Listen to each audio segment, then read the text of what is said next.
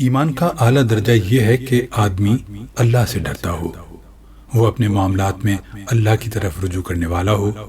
وہ اس طرح زندگی گزارے گویا وہ اپنے آپ پر خدا کی نگرانی قائم کیے ہوئے ہے، وہ خدا کو نہ دیکھتے ہوئے بھی تمام نظر آنے والی طاقتوں سے زیادہ اس کا اندیشہ رکھتا ہو،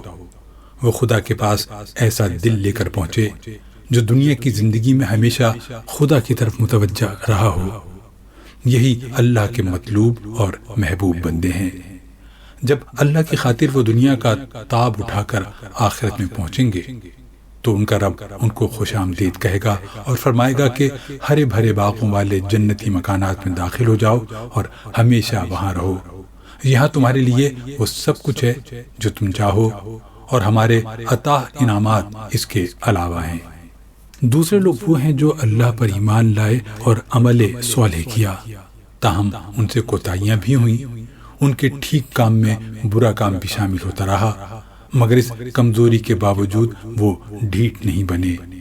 وہ اپنی غلطی کا اعتراف کر کے اللہ سے معافی مانگتے رہے اور بار بار اس کی طرف پلٹنے کی کوشش کرتے رہے۔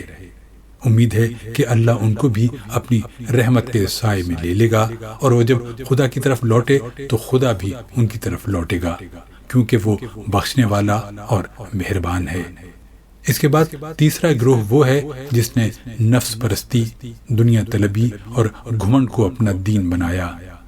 ایسے لوگوں کے لیے آخرت میں جہنم کی آگ کے سوا اور کچھ نہیں۔ یہ وہ لوگ ہیں جو خدا کے لیے نہیں جیے بلکہ اپنے لیے جیے، انہوں نے آخرت کی فکر نہیں کی بلکہ دنیا کی فکر کی۔ ایسی حالت میں کیسے ممکن ہے کہ وہ خدا کی اخروی دنیا میں عزت کا مقام حاصل کر لیں؟